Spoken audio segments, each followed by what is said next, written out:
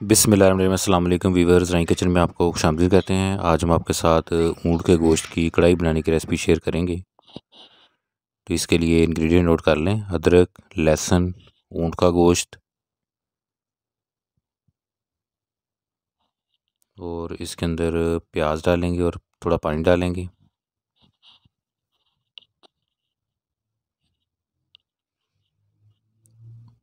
और इसको पकने के लिए रख देंगे। बाकी इसमें मसाले देख लें। बहुत ही सिंपल तरीके से ये कढ़ाई तैयार की जाएगी। बड़ी इलायची है, दालचीनी है, धनिया पाउडर, नमक, ज़ीरा पाउडर, हल्दी पाउडर, लाल मिर्च और इसके साथ ये टमाटर हैं, इनका छिलका उतार लिया है। थोड़ा सा पकने के बाद अब ये चीज़ें भी इसमें डाल देंगे। तो बहुत ही मज़े की और ज़बरदस्त तैयार होती है। इसको आप ज़रूर ट्राई कीजिएगा और सिंपल तरीका है। तो बड़ी ईद के ऊपर आप इसको बनाएं, बड़ी मज़े की रेसिपी है। अब इसके अंदर दही शामिल करेंगे। ऊँट के गोश्त को छोटे पीसेस में कर लेना है।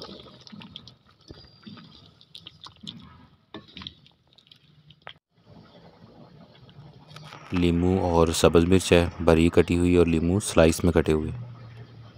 अब ये इसमें डालेंगे।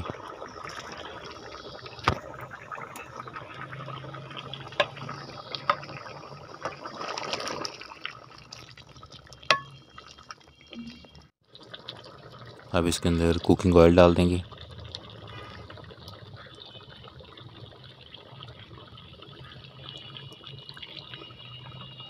इसमें कोई भी बाहर वाला मसाला या डब्बे वाला मसाला इस्तेमाल नहीं किया गया, घर में मौजूद मसालों से तैयार की गई है। अब इसमें थोड़ा गरम मसाला पाउडर डालेंगे।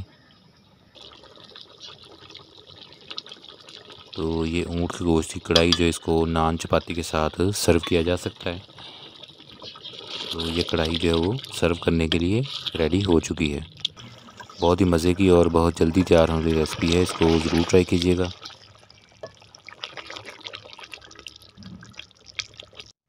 ये देखिए माशाल्लाह बहुत ही मज़े की रेसिपी तैयार हुई है। अल्लाह पाक हमें आसानियाँ अता फ़रमाए और आसानियाँ तकसीम करने की तौफ़ीक अता फ़रमाए। अल्लाह पाक हमारे रिज़्क़ में और ख़ानों में बरकतें अता फ़रमाए। रेसिपी को ज़रूर ट्राई कीजिएगा और अपने फैमिली और फ्रेंड के साथ इसे शेयर भी कीजिएगा। ये देखें माशाल्लाह बहुत ही मज़े की रेसिपी बनती है ये, और हमें कमेंट करके बताइएगा।